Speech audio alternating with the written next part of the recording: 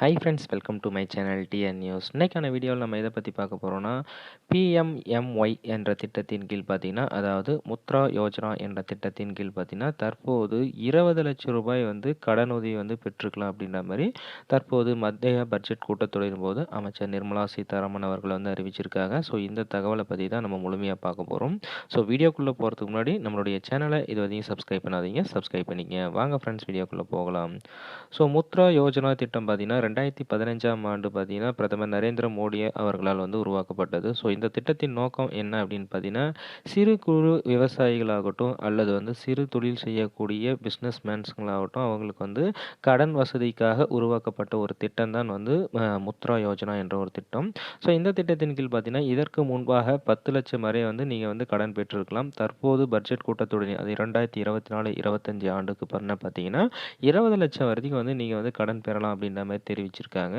So எந்தெந்த தொழிலுக்கெல்லாம் நீங்கள் வந்து கடன் பெறலாம் அப்படின்னு பார்த்தீங்கன்னா, விவசாயிகளை பொறுத்தவரைக்கும் கோழிப்பண்ணை, பால் பண்ணை, தேநீர் வளர்ப்பு, தேன் வளர்ப்பு அது போன்ற தொழில்கள் விவசாயத்தை சார்ந்தக்கூடிய இந்த தொழிலுக்கெல்லாம் பார்த்தீங்கன்னா நீங்கள் வந்து கடன் பெற்றுக்கலாம். ஸோ அதர தொழில் பார்த்தீங்கன்னா உற்பத்தி வர்த்தகம், சேவைத்துறை இது போன்ற அதாவது பியூட்டி பார்லர், ட்ரைலரிங் ஷாப், மளிகை கடை, பால் பண்ணை இது மாதிரி ஏதாவது நீங்கள் தொழில் முனைவர்களாக இருந்தீங்க அப்படின்னா இதுக்கும் நீங்கள் வந்து கடன் பெற்றுக்கலாம் அப்படின்ற மாதிரி வந்து தெரிவிச்சிருக்காங்க. ஸோ இந்த திட்டத்தின் தகுதியான நபர்கள் வந்து கடன் வழங்கும் நிறுவனங்கள் அதாவது எம்எல்ஏ என்று அழைக்கக்கூடிய இந்த நிறுவனத்தின் மூலம் நீங்கள் வந்து கடன் பெற்றுக்கலாம் அப்படின்ற மாதிரி தெரிவிச்சிருக்காங்க. ஸோ எந்தெந்த பேங்க்லாம் வந்து உங்களுக்கு எலிஜிபிள் அப்படின்னு பார்த்தீங்கன்னா, பொதுத்துறை வங்கி எதுவாயினும் வந்து எலிஜிபிள் தான் சொல்லியிருக்காங்க. ஸோ தனியார் துறை வங்கியும் வந்து எலிஜிபிள், அரசு இயக்கும் கூட்டுறவுத்துறை, கிராம வங்கி, வங்கி சாரா நிதி நிறுவனம் என்பிஎஃப்சி என்று சொல்லக்கூடிய அந்த நிறுவனம், மேலும் பார்த்தீங்கன்னா சிறுநிதி வங்கி அதாவது எஸ்எஃப்பிஎஸ் அப்படின்னு சொல்லக்கூடிய இந்த வங்கி இதுங்கள்லாம் பார்த்தீங்கன்னா நீங்கள் வந்து இங்கெல்லாம் போயிட்டு நீங்கள் வந்து கடன் வகையை வந்து வாங்கிக்கலாம் அப்படின்ற மாதிரி தெரிவிச்சிருக்காங்க. ஸோ வட்டியை பொறுத்தவரைக்கும் வந்து ஆர்பிஐயோட வழிகாட்டலின் அடிப்படையில் வந்து உங்களுக்கு வந்து வட்டி வந்து வசூல் செய்யப்படும். அதாவது குறைஞ்சபட்சமாக பார்த்தீங்கன்னா 8.8% அதிகபட்சமாக 10% வரைக்கும் உங்களுக்கு வந்து வட்டி வந்து வசூலிக்கப்படும் அப்படின்ற மாதிரி தெரிவிச்சிருக்காங்க.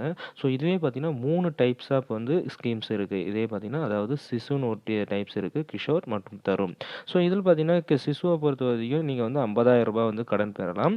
அதே கிஷோர் பார்த்தீங்கன்னா 50,000லேருந்து 5 லட்சம் வரைக்கும் நீங்கள் வந்து கடன் பெறலாம். இதிலே பார்த்தீங்கன்னா தருண் பார்த்தீங்கன்னா தற்போது பார்த்தீங்கன்னா 5 லட்சத்திலிருந்து 20 லட்சம் வரைக்கும் வந்து நீங்கள் வந்து கடன் உதவி பெறலாம் அப்படின்ற மாதிரி சொல்லியிருக்காங்க.